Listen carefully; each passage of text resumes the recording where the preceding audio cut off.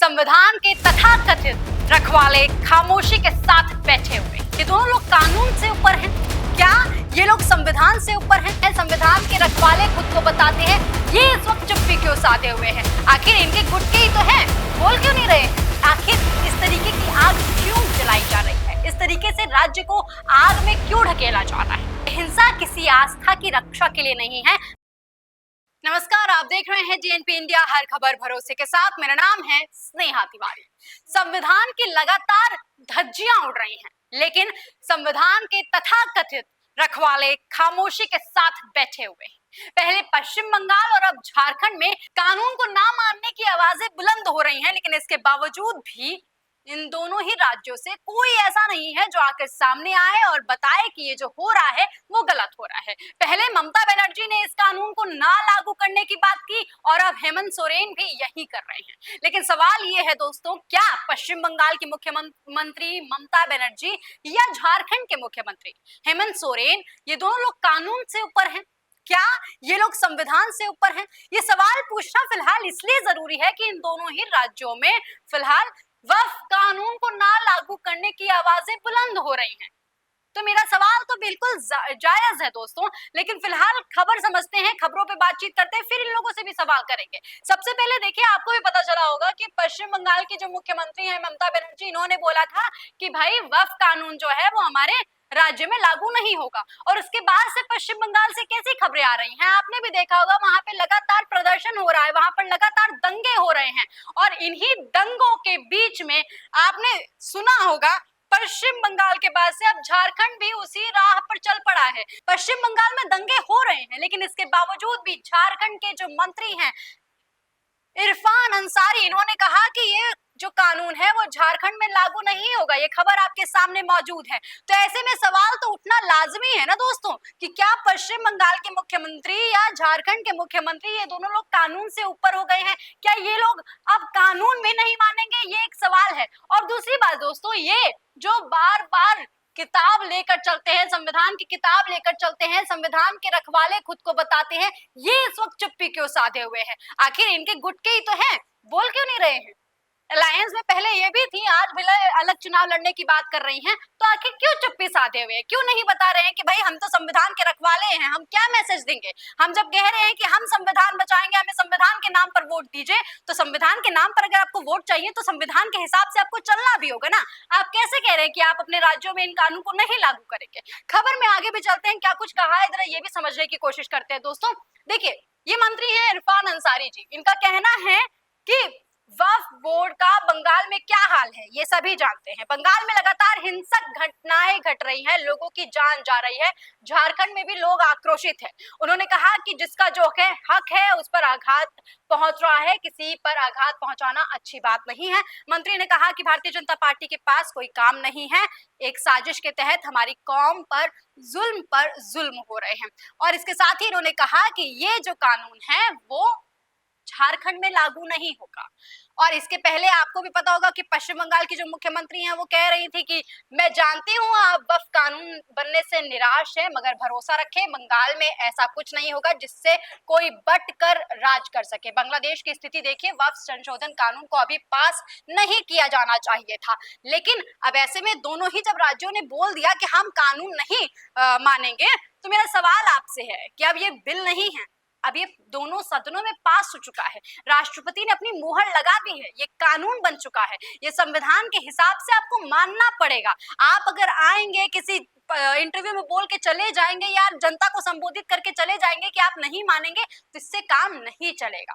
केंद्र के अगर किसी कानून को आप नहीं मानते हैं तो ये संविधान की असफलता है। और जिस संविधान की बात आप कर रहे हैं, जिस संविधान को बचाने की बात कर रहे हैं, ऐसे में क्या आपको मंजूर होगा कि आप उसी संविधान की असफलता देखें? अगर ऐसा होता है ना दोस्तों, तो हो सकता है कि इन दोनों ही राज्यों के मुख्यमंत्रियों पर कोई बड़ी कार्यवाही हो। दोस्तों, अब ऐसे में सवाल तो पूछना लाजमी है कि क्यों नहीं हो रहा है, आखिर क्यों नहीं लागू करना चाहते हैं। देखिए, पश्चिम बंगाल की अगर मैं बात करूं तो वहां मुर्शिदाबाद में और उसके बाद ये शमशेरगंज और इसके साथ ही मालदा में तोड़फोड़ हुई है, हिंसक घटनाएं हुई हैं। अब झारखंड में भी यही तांडव शुरू हो रहा है। झारखंड की जो हिंसा की खबरें सामने आ रही हैं वो लोगों को सोचने पर मजबूर कर रही हैं कि आखिर इस तरीके की आग क्यों जलाई जा रही है, इस तरीके से राज्य को आग में क्यों ढकेला जा रहा है। इन सबके बीच अगर झारखंड के मंत्री इरफान अंसारी का ये बयान आता है कि हम वक्फ कानून नहीं मानेंगे, तो ये बयान देश के कानून का अपमान होगा, ये हिंसा को भड़काने की साजिश होगी। दोस्तों, मैं पूछना ये चाहती हूँ कि जब ये लोग कह रहे हैं कि भाजपा जो है वो संविधान के हिसाब से नहीं चलती है, वो संविधान का अपमान करती है, तो मैं पूछना चाहती हूँ कि जब आप सरेआम ऐसे बयान दे रहे हैं तो क्या ये संविधान का अपमान नहीं है? क्या ये देश के खिलाफ बगावत नहीं है? ये संविधान का अपमान है दोस्तों, ये देश का कानून है, इसे संसद में पास किया गया है, राष्ट्रपति की मुहर लगाई गई है, और अब एक मंत्री जो शपथ लेता है कि संविधान की वो रक्षा करेगा, वो खुलेआम आके कह रहे हैं कि वो कानून नहीं मानेंगे, वो इसे राज्य में लागू नहीं करने देंगे। ये क्या हो सकता है? ये तो अराजकता को न्योता देने जैसा है ना। पश्चिम बंगाल में ममता बनर्जी ने यही किया है, और वहां पर अब क्या हो रहा है? वहां पर हिंसा भड़की है, गाड़ियां जली हैं, लोग मरे हैं, और अब झारखंड में हेमंत सोरेन की सरकार भी उसी राह पर आगे बढ़ चली है। इरफान अंसारी का ये जो बयान है वो हिंसा को हवा दे रहा है, ये वोट बैंक की गंदी राजनीति है। ये देश कानून से ही चलेगा, किसी की धमकियों से नहीं चलेगा, ये समझना पड़ेगा।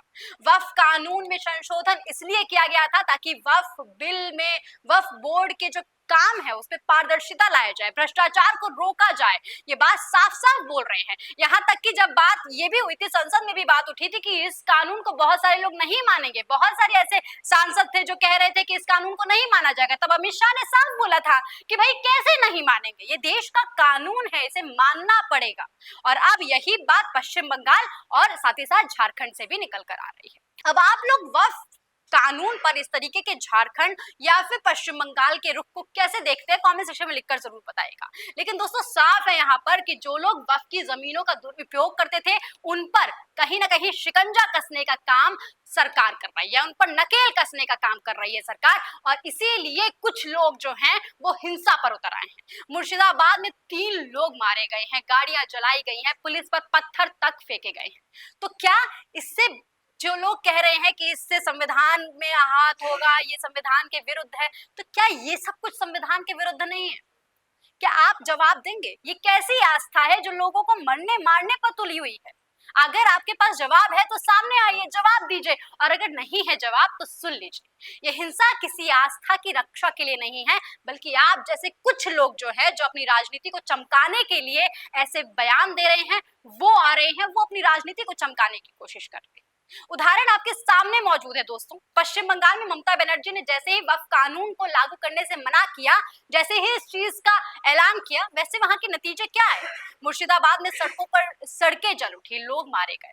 और अब झारखंड में जब मंत्री इरफान अंसारी भी उसी रास्ते पर आगे बढ़ गए हैं, तो ऐसे में सवाल उठना लाजमी है कि क्या ऐसे बयान आप जानबूझ के किसी हिंसा की चिंगारी के लिए दे रहे हैं? ऐसे बयान आपकी कुछ प्रतिशत की जो राजनीति है ना, उसको जरूर संतुष्ट करेगी, लेकिन हिंसा को भड़काने के लिए चिंगारी का काम करेगी। कानून को लेकर अगर किसी को असहमति हो तो उसे बिल्कुल हक है, वो प्रोटेस्ट कर सकता है, वो कोर्ट तक जा सकता है, लेकिन सड़कों पर इस तरीके से आग लगाने का क्या मतलब है? क्या इस तरीके से लोगों को मारने, काटने, आग लगाने से सब सही हो जाएगा? इससे आम आदमी का कितना नुकसान हो रहा है किसी ने देखा है? लोग अपनों को खो रहे हैं। दोस्तों, मैं बस इतना ही पूछना चाहती हूँ कि क्या ये देश अब नेताओं की मनमानी से चलेगा या कानून से चलेगा? एक मंत्री का काम होता है कि वो कानून का पालन करवाए, ना कि उसे तोड़ने की बात करे। झारखंड में पहले ही सामाजिक तनाव बहुत ज्यादा है, और ऐसे में इस बयान से स्थिति और भी बिगड़ सकती है।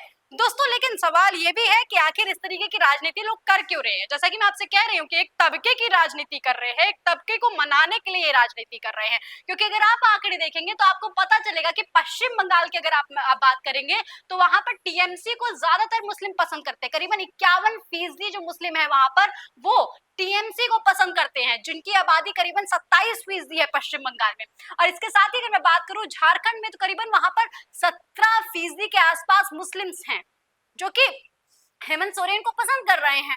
तो ऐसे में माना यही जा रहा है कि ये उस तबके की राजनीति है, ये उन लोगों को अपने तरफ आकर्षित करने की राजनीति है। लेकिन दोस्तों सवाल तो पूछना लाजमी है, सवाल ऐसे बयानों पर पूछना लाजमी है कि जब देश की संसद में कोई कानून पास हो गया है, राष्ट्रपति ने मोहर लगा दी है, जब वो बिल से कानून बन गया है, तो आप उसे अपने राज्य में लागू क्यों नहीं करेंगे। पश्चिम बंगाल की स्थिति आप लगातार देख रहे हैं, वहां के हालात, वहां की जो हिंसा की खबरें हैं वो हम सबको चिंतित कर रही हैं, लेकिन उसके बावजूद भी पश्चिम बंगाल में ममता बनर्जी कह रही कि हम लागू नहीं करेंगे। देखते हैं दोस्तों आगे क्या कुछ होता है। आपको क्या लगता है कमेंट सेक्शन में लिखकर जरूर बताइएगा, और ऐसी तमाम खबरों के लिए देखते रहिए DNP इंडिया, हर खबर भरोसे के साथ।